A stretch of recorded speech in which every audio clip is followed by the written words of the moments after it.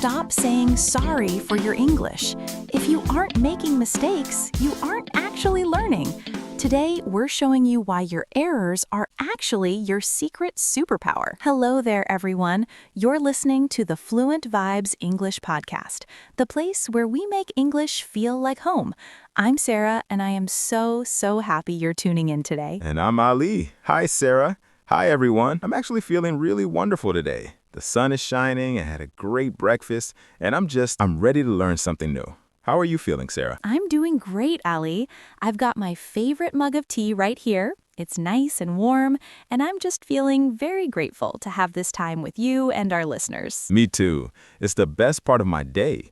I can see so many people joining us from all over the world. It's amazing, isn't it? It really is. And, before we jump into our big topic today, we should probably check in with our community.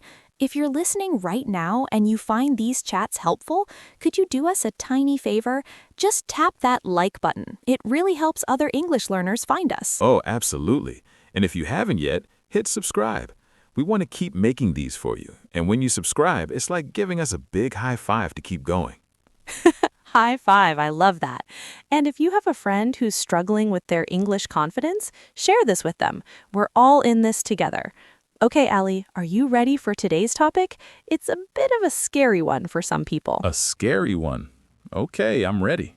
Tell me. Today, we are talking about mistakes. Ah, Sarah, mistakes. My old enemies. I make them every single time I open my mouth to speak English. Me too, Ali. Even as a native speaker, I trip over my words all the time. But today, I want to change how we think about them. What if I told you that mistakes are actually your best friends? My friends? Sarah, when I say he go instead of he goes in a meeting at work, I don't feel like I'm hanging out with a friend. I feel like I want to hide under the table. It's so embarrassing. I hear you. That wish I knew this earlier feeling is real. But think about it this way. If you're making mistakes, it means you're actually using the language. You're in the game. So, you mean if I don't make mistakes? It's probably because I'm not saying anything at all? Exactly. Silence is safe, but silence is also empty. It's like a car that stays in the garage. It never gets a flat tire, sure, but it never goes to the beach either. When you speak, your brain is like a muscle at the gym. It's lifting weights. Sometimes you drop the weight, but that's how you get stronger. I never thought of it like that.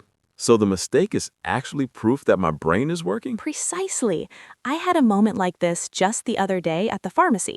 I was trying to explain that I had a sore throat, but I accidentally said I had a sour throat, like a lemon. A sour throat?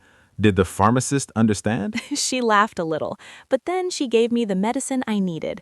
The mission was a success. I got what I came for. That's the "oh, now I understand" moment. Communication isn't about being a robot. It's about getting your point across. Communication, not perfection. I need to write that down. Because honestly, Sarah, I usually feel like I'm climbing a giant mountain of grammar, and I'm always falling off. Think of it less like a mountain and more like a bridge. Words are just a bridge between my heart and your heart. If a couple of the wooden planks on the bridge are a bit loose or squeaky because of a grammar error, who cares? You still crossed the bridge. You still connected with another human. That's a beautiful way to put it. A bridge. It makes the boom boom in my heart go away a little bit. I'm always so scared people will judge me. But think about when you hear someone speaking your language. If they make a mistake, do you get angry? No, never. I actually think, wow, they are so brave for trying. I feel a lot of respect for them because I know how hard it is. Exactly. So why don't we give ourselves that same respect?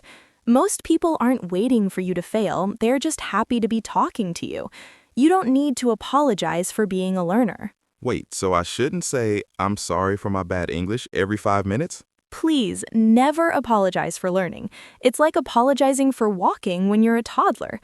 If you notice a mistake, you can just use a natural bridge phrase like, I mean, and fix it.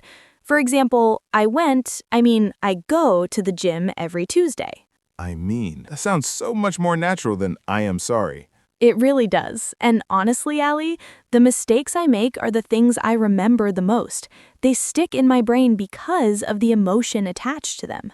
Like a video game. You know, when you play a game and you lose a life because you didn't see the hole in the floor, next time you remember exactly where that hole is. That is a perfect example. It's trial and error. You lose a life, you learn, and you get better for the next level. English is just a very long, very fun video game. I like that. But Sarah, what about the really embarrassing ones? The I want to disappear mistakes. The chicken moments. The what? I once went to a fancy business dinner. I wanted to ask for the bill or the chick, but my brain got stuck and I looked at the waiter and very seriously asked, "Can I have the chicken, please?" I had already eaten. No way. What did he do? He looked at my empty plate and said, "You are still hungry, madam?" I was so red in the face, but then we both laughed.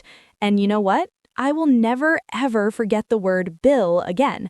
That mistake was my best teacher. So we should embrace the chicken moments. They give us personality. They really do. Perfection is boring, Allie. People like you for your heart and your effort. When you show the real you, mistakes and all, that's when you really start to flow. I feel so much more confident now. Confidence isn't knowing everything. It's being okay with not knowing everything yet. You nailed it. It's about being your own best friend.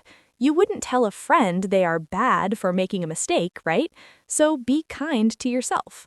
I'm going to try. Do you have any practical tips for our friends at home who still feel a bit shaky? Definitely. First, find a safe space. Talk to your mirror. Your mirror won't judge your grammar, it will just show you your own progress. I'm going to tell my mirror all about my day. Do it, and try recording yourself on your phone. When you listen back, you might hear a mistake and think, "Oh, I can fix that next time." It's a stress-free way to coach yourself. And remember, even I mess up. I mix up words when I'm tired or stressed. It's just part of being human. If Sarah makes mistakes, then I am definitely allowed to make them too. This makes me feel so much better. No pressure, just progress. Exactly. A little bit every day. We're all mistake superheroes in training. I love that. I'm ready to save the world with my chicken moments. This was such a great chat, Sarah. I think we covered a lot. We did. We talked about how mistakes prove you're practicing, how communication is the real goal, and why we should be brave instead of perfect. And don't forget the most important part, be kind to yourself and use the I mean trick. Yes. Well, before we wrap up, we have a little challenge for you. We want to hear your stories. What is one funny or facepalm mistake you've made in English? Don't be shy. Share it in the comments. We promise to laugh with you, not at you. We truly love reading your stories. They remind us that we're all human. And if this episode helped you feel a little braver today, please share it with one person. Let's spread that confidence. Thank you for hanging out with us today. It's been a blast. It really has. Until next time, everyone, keep talking, keep tripping, and keep having fun. We'll see you in the next episode, where we're going to talk about a secret trick to understanding fast native speakers. Ooh, I need that one. Bye-bye, everyone. Bye!